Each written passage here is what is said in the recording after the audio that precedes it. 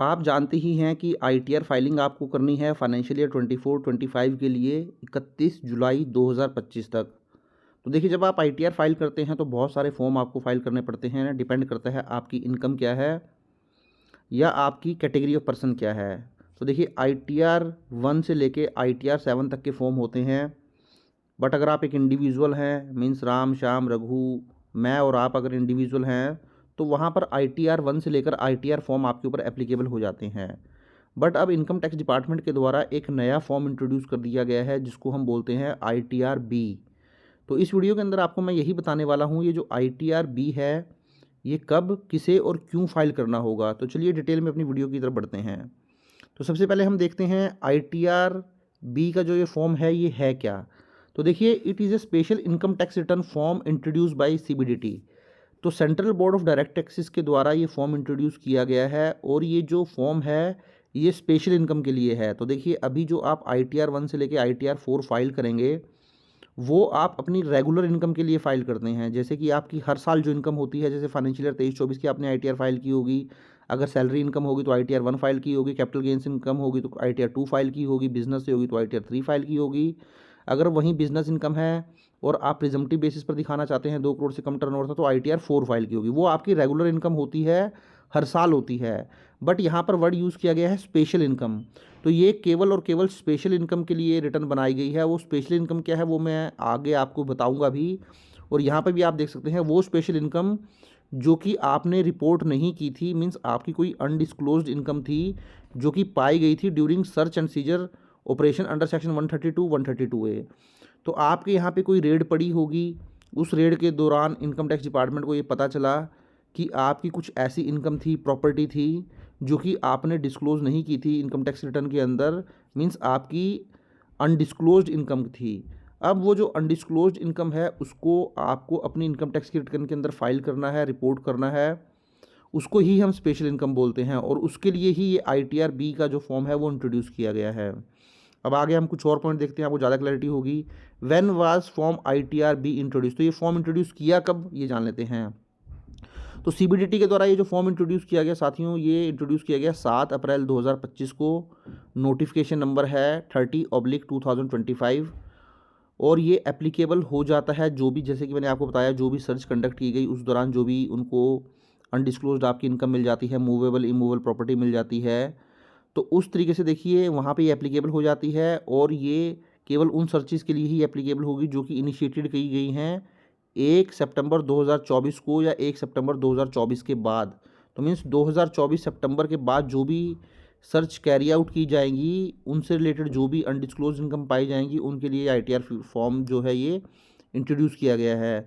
उसके बाद देखिए, who need to file ITR B. तो आईटीआर बी हर उस व्यक्ति को फाइल करना पड़ेगा जिसकी अनडिस्क्लोज्ड इनकम पाई गई ऐसी सर्च के दौरान, ऐसी रेड के दौरान। तो देखिए, वो क्या हो सकता है, कंपनीज भी हो सकती हैं, वो कोई ऐसा पर्सन भी हो सकता है जिसके ऊपर सेक्शन 44 AD के अंदर टैक्स ऑडिट एप्लीकेबल होता है, या कोई पॉलिटिकल पार्टी भी हो सकती है, या फिर कोई any other person subject to search or requisition on or after 1 सितंबर 2024।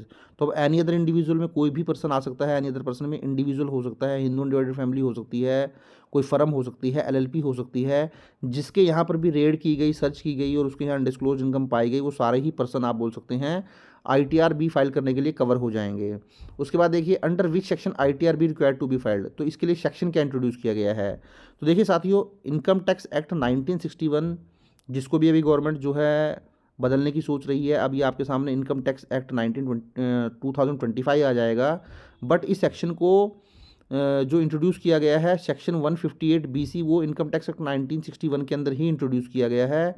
अब यहाँ पे देखिए, जो कंसेप्ट चलेगा आपका आईटीआर फाइल करने का, वो चलेगा ब्लॉक असेसमेंट के हिसाब से। अब ये ब्लॉक असेसमेंट क्या है ये आपके लिए समझना जरूरी है। तो सेक्शन तो मैंने आपको बता दिया, सेक्शन 158BC के अंदर इसको इंट्रोड्यूस किया गया है। बट यहाँ पे जो आपको आईटीआर फाइल करनी पड़ेगी वो ब्लॉक असेसमेंट के हिसाब से फाइल करनी पड़ेगी। तो अब समझते हैं ब्लॉक असेसमेंट क्या है। तो देखिए, ब्लॉक असेसमेंट का मतलब होता है, ब्लॉक असेसमेंट या ब्लॉक पीरियड जो है, इसका कंसेप्ट ये होता है कि ये आपके 6 पिछले फाइनेंशियल ईयर को कवर करके चलेगा, जहाँ पर जो आपका इनकम टैक्स डिपार्टमेंट है या अथॉरिटीज़ हैं, वो आपकी जो भी पिछले 6 सालों की इनकम होंगे, एक्सपेंडिचर होंगी, डिडक्शन होगी, उनको कंसिडर करके चलेगा। अब एक एग्जांपल से इसको समझते हैं।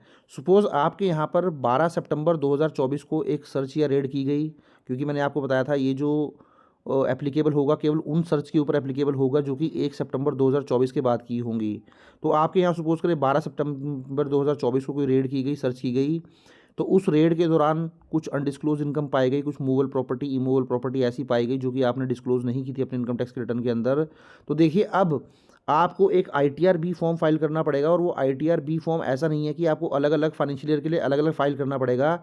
एक ही फॉर्म होगा आईटीआर बी, उसके अंदर जो पिछले 6 साल का डेटा है, जो भी आपने इनकम हाइड की थी वो सारी इनकम उसके अंदर आप दिखा देंगे। तो पिछले 6 फाइनेंशियल ईयर का मतलब ये बोल सकते हैं आप, अगर 12 सितंबर 2024 को रेड हुई आपके यहाँ, तो पिछले 6 financial year means financial year 2018-19 से लेकर फाइनेंशियल ईयर 2023-24 तक जितनी भी आपकी ऐसी इनकम थी जो आपने इनकम टैक्स डिपार्टमेंट से छुपाई थी, जिसके ऊपर आपने टैक्स पे नहीं किया था, या आप बोल सकते हैं आपकी अनडिस्क्लोज्ड इनकम थी, उस अनडिस्क्लोज्ड इनकम को आप एक ही आईटीआर फॉर्म, जो आईटीआर बी फॉर्म है, उसके अंदर डिस्क्लोज कर देंगे। और उसके ऊपर जो टैक्स पे किया जाता है नॉर्मली 67% टैक्स होता है, प्लस आपका सरचार्ज वगैरह लग के जो है ये टैक्स अराउंड 80% तक जो है 83% तक चला जाता है। तो अगर मान लो आपने पिछले 6 सालों में हर साल 100 रुपये की इनकम अनडिस्क्लोज की होगी, तो आपको उसमें से 83 रुपीज़ जो है इनकम टैक्स को पे कर देना होगा टैक्स और पेनल्टी की फॉर्म में। तो ये आप ध्यान रख के चलें। तो बहुत ही इंपॉर्टेंट है ये ब्लॉक असेसमेंट का कंसेप्ट। सिंपल सा कंसेप्ट आपको ध्यान रखना है, आईटीआर बी आपको फाइल करनी है जिस भी फाइनेंशियल ईयर में आपकी रेड होती है सितंबर 2024 के बाद, उसके पिछले 6 सालों में जो भी आपकी अनडिस्क्लोज्ड इनकम है वो आपको आईटीआरबी में फाइल कर देनी है।